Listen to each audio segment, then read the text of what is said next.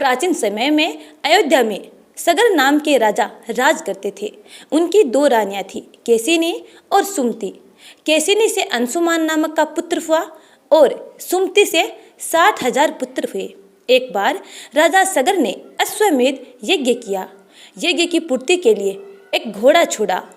यज्ञ को भंग करने के इरादे से इंद्रदेव घोड़े को कपिल मुनि के आश्रम में बांध आते हैं। राजा यज्ञ के घोड़े को ढूंढने के लिए अपने 60,000 पुत्रों को भेजते हैं।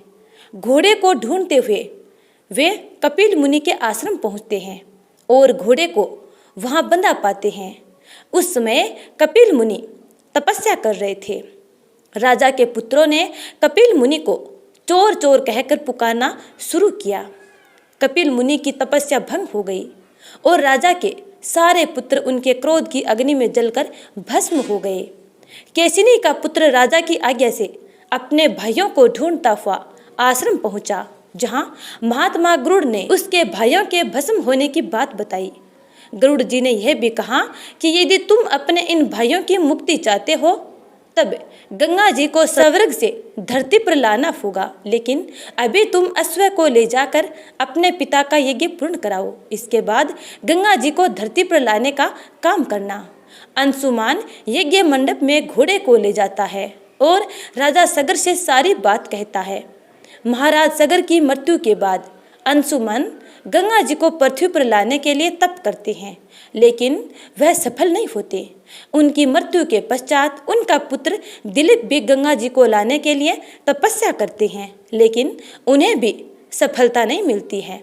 अंत में दिलीप के पुत्र भगीरथ गंगा जी को पृथ्वी पर लाने के लिए गोकर्ण तीर्थ में जाकर ब्रह्मा जी को प्रसन्न करने के लिए कठोर तप करते हैं। तपस्या करते करते जब कई वर्ष बीत जाते हैं तब ब्रह्मा जी प्रसन्न होते हैं और गंगा जी को पृथ्वी पर ले जाने का वरदान देते हैं। अब समस्या ये थी कि ब्रह्मा जी के कमंडल से निकलने के बाद गंगा जी के वेग को कौन संभालेगा। ब्रह्मा जी कहते हैं कि भूलोक पर भगवान शंकर के अतिरिक्त कोई नहीं है जो गंगा जी के वेग को संभाल सके। भगीरथ जी पैर के एक अंगूठे पर खड़े होकर भगवान शंकर की आराधना करते हैं। उनकी कठोर तपस्या से प्रसन्न होकर भगवान शंकर गंगा जी के वेग को अपनी जटाओं में संभालने के लिए तैयार हो जाते हैं। गंगा जी जब देवलोक से पृथ्वी की ओर बढ़ती है तब उनकी धारा को भगवान शंकर अपनी जटाओं में समेट लेते हैं और कई वर्षों तक गंगा जी को शिव की जटाओं से बाहर आने का मार्ग नहीं मिल पाता है। भगीरथ जी दोबारा शिव जी से विनती व आग्रह करते हैं, तब वह गंगा जी को मुक्त करने के लिए तैयार हो जाते हैं। इस तरह से शिव की जटाओं से छूटकर गंगा जी हिमालय की घाटियों में कल कल करती हुई मैदानी इलाकों की ओर बढ़ती हैं। जिस रास्ते से गंगा जी जा रही थी उसी राह में ऋषि जहनु का आश्रम था। तपस्या में विघ्न होता देख वे गंगा जी को पी जाते हैं। भगीरथ के प्रार्थना करने पर ऋषि अपनी जांग से गंगा जी को बाहर निकाल देते हैं। तभी से गंगा जी को जहन पुत्री अथवा जानवी भी कहा जाता है। इस प्रकार अनेकों स्थलों को पार करती हुई जानवी ने कपिल मुनि के आश्रम पहुंचकर सगर राजा के 60,000 पुत्रों के भस्म अवशेषों को तार कर मुक्त किया। उसी समय ब्रह्मा जी ने प्रकट होकर भगीरथ के कठिन तप तथा सगर के 60,000 पुत्रों के अमर होने का वर दिया। साथ ही घोषित किया कि तुम्हारे नाम पर गंगा जी का नाम भागीरथी होगा। अब तुम जाकर अयोध्या का राज संभालो। और ऐसा कहकर ब्रह्मा जी अंतर्धान हो गए। तो प्रेम से बोलिए जय गंगा मैया। अब सुनते हैं अगली कथा। प्राचीन समय में एक बार भीमसेन ने व्यास जी से कहा, भगवान युधिष्ठिर, अर्जुन, नकुल, सहदेव, कुंती तथा द्रौपदी सभी एकादशी के दिन उपवास करते हैं तथा मुझसे भी व्रत करने को कहते हैं, लेकिन मैं कहता हूँ कि मैं भूख बर्दाश्त नहीं कर सकता। मैं दान देकर तथा वासुदेव भगवान की भक्ति करके उन्हें प्रसन्न कर लूँगा। बिना व्रत किए जिस तरह से हो सके मुझे आप एकादशी का व्रत करने का फल बताइए। मैं बिना काया कलेश के ही व्रत करना चाहता हूँ। इस पर वेद व्यास जी कहते हैं, भीमसेन, यदि तुम्हें स्वर्ग लोक प्यारा है तथा नरक से सुरक्षित रहना चाहते हो तब दोनों एकादशियों का व्रत रखना होगा। भीमसेन जी बोले, हे देव, एक समय का भोजन करने से मेरी भूख शांत नहीं होगी, क्योंकि मेरे उदर में वृक नामक अग्नि निरंतर जलती रहती है। पर्याप्त भोजन करने से भी मेरी क्षुधा शांत नहीं होती है। आप कृपया कर मुझे ऐसा व्रत बताएं जिसके करने मात्र से मेरा कल्याण हो जाए। इस पर व्यास जी कहते हैं, हे भद्र, ज्येष्ठ माह की एकादशी को निर्जल व्रत कीजिए। स्नान आचमन में जल ग्रहण कर सकते हैं, लेकिन अन्न बिल्कुल भी ना ग्रहण करें। अनाहार लेने से व्रत खंडित हो जाता है। तुम जीवन पर्यंत इस व्रत का पालन करो, इससे तुम्हारे पूर्ववत एकादशियों के अन्न खाने का पाप समूल नष्ट हो जाएगा। व्यास जी कहते हैं, इस दिन ओम नमो भगवते वासुदेवाय मंत्र का उच्चारण करना चाहिए और गोदान करनी चाहिए। व्यास जी की आज्ञा अनुसार भीमसेन जी ने बड़े साहस के साथ निर्जल एकादशी का व्रत किया, जिसके परिणाम स्वरूप प्रातः होते होते वह संज्ञाहीन अर्थात मूर्छित हो गए। तब पांडवों ने गंगा जल, तुलसी, चरणामृत प्रसाद देकर उनकी मूर्छा दूर की और तभी से भीमसेन पाप मुक्त हो गए। तो प्रेम से बोलिए, जय एकादशी माता। भगवान श्री हरि विष्णु की जय। अब सुनते हैं अगली कथा। पौराणिक कथा के अनुसार एक बार देवराज इंद्र और देवगुरु बृहस्पति को अभिमान आ गया। दोनों को अभिमान अपने अपने पद को लेकर। बृहस्पति को अभिमान हुआ कि मैं देवगुरु हूँ और इंद्र को अभिमान हुआ कि मैं देवराज हूँ। इसी अभिमानवश दोनों में चर्चा हुई कि सभी देवी देवता हमारा सत्कार करते हैं, हमें प्रणाम करते हैं, लेकिन महादेव शंकर हमारा सत्कार नहीं करते, हमें प्रणाम नहीं करते। दोनों ने अभिमान के वश में यह बात कही, अब तो शिवजी से बात करनी पड़ेगी। यह कहते हुए दोनों शिवजी से बात करने के लिए कैलाश पर्वत की ओर चल पड़े। उधर भगवान शिव ने दोनों की बातों को भांप लिया और अपना फक्कड़ यानी भिखारी का भेष बनाकर कैलाश पर्वत के बाहर बैठ गए। जैसे ही इंद्र और बृहस्पति दोनों कैलाश पर्वत पहुँचे भगवान शिव से मिलने, तो उन्होंने कैलाश पर्वत के बाहर बैठे भिखारी को देखकर उससे कहा कि कहाँ है तेरा भोला शिव, जा और उससे बोल कि देवराज और देवगुरु आए हैं, आकर उनका सत्कार करो। लेकिन उस भिखारी ने कोई जवाब नहीं दिया।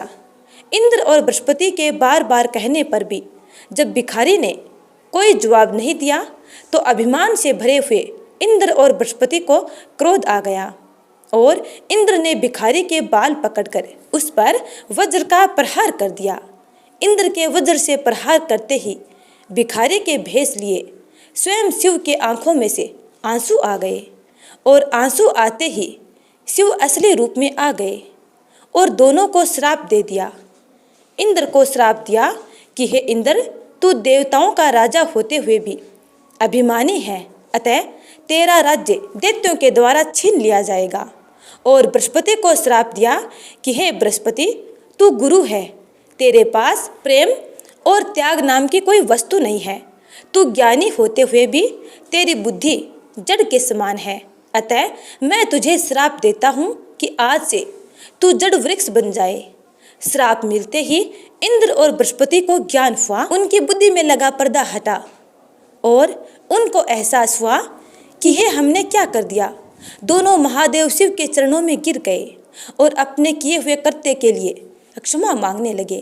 तब शिवजी ने दोनों को क्षमा किया और दोनों को अपने चरणों से उठाकर कहा कि मेरा दिया हुआ श्राप तो झूठा नहीं हो सकता, लेकिन हे इंद्र, जब जब दानव तेरा राज्य छीन लेंगे तब तब हम देव यानी मैं शिव और विष्णु तेरा राज्य दानवों से बचा लेंगे। और बृहस्पति से कहा कि हे बृहस्पति, मेरे श्राप के कारण तू जड़ वृक्ष तो बनेगा, पर मैं शिव तुझे आशीर्वाद देता हूँ कि तेरा वृक्ष सर्वश्रेष्ठ वृक्ष होगा और वह केले के पेड़ के नाम से प्रसिद्ध होगा।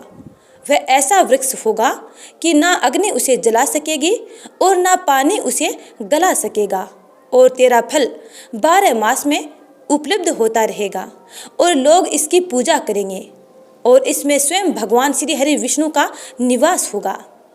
तब से ही देवगुरु बृहस्पति पेड़ के रूप में प्रकट हुए और केले के पेड़ के रूप में सदा के लिए पूज्य हुए। तो प्रेम से बोलिए हर हर महादेव। भगवान श्री हरि विष्णु की जय। अब सुनते हैं अगली कथा। एक बूढ़ा ब्राह्मण था। वह रोज पीपल को जल से सींचता था। पीपल में से रोज एक लड़की निकलती और कहती, पिताजी मैं आपके साथ जाऊंगी। यह सुनते सुनते बूढ़ा दिन ब दिन कमजोर होने लगा। तो बुढ़िया माई ने पूछा, क्या बात है? वृद्ध बोला कि पीपल से एक लड़की निकलती है और कहती है कि वह मेरे साथ चलेगी। बुढ़िया माई बोली, कल ले आना उस लड़की को। जहाँ 6 लड़कियाँ पहले से ही घर में हैं, वहीं 7वीं लड़की और सही। अगले दिन वृद्ध उस लड़की को ले आया। घर लाने के बाद वृद्धा आटा मांगने गया तो उसे पहले दिनों की अपेक्षा आज ज़्यादा आटा मिला था। जब बुढ़िया वह आटा छानने लगी तो लड़की ने कहा, लाओ माँ, मैं छान देती हूँ। जब वह आटा छानने लगी तो प्रात भर गई। उसके बाद माँ खाना बनाने जाने लगी तो लड़की बोली कि आज रसोई मैं बनाऊंगी। तो बुढ़िया बोली कि ना, तेरे हाथ जल जाएंगे। लेकिन लड़की नहीं मानी और वह रसोई में खाना बनाने लगी। तो उसने तरह तरह के 3600 व्यंजन बना डाले और आज सभी ने भर पेट खाना खाया। इससे पहले वे आधा पेट भूखा रहते थे। रात हुई तो बुढ़िया माई का भाई आया और कहने लगा, दीदी मैं तो तेरे यहाँ खाना खाऊंगा। बुढ़िया माई परेशान हो गई, अब खाना कहाँ से लाएगी? लड़की ने पूछा कि माँ क्या बात है? उसने कहा, तेरा मामा आया है और रोटी खाएगा, लेकिन रोटी तो सबने खा ली है, अब उसके लिए कहाँ से लाऊंगी? लड़की बोली, मैं बना दूंगी। और वह रसोई में गई और मामा के लिए 3600 व्यंजन बना दिया। मामा ने भर पेट खाना खाया और कहा कि ऐसा खाना इससे पहले उसने कभी नहीं खाया। बुढ़िया माई ने कहा, भाई तेरी पावनी भांजी ने ही बनाया है। शाम हुई तो लड़की बोली, माँ चौका लगा के चौके पर दिया जला देना, मैं कोठे में सोऊंगी। बुढ़िया माई बोली, ना बेटी तू डर जाएगी। लेकिन वह बोली, ना मैं ना डरूंगी, मैं अंदर कोठे में ही सोऊंगी। वह कोठे में जाकर सो गई।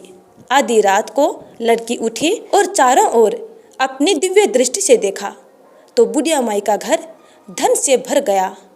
हर जगह हीरे मोती जवाहरात जगमगाने लगे।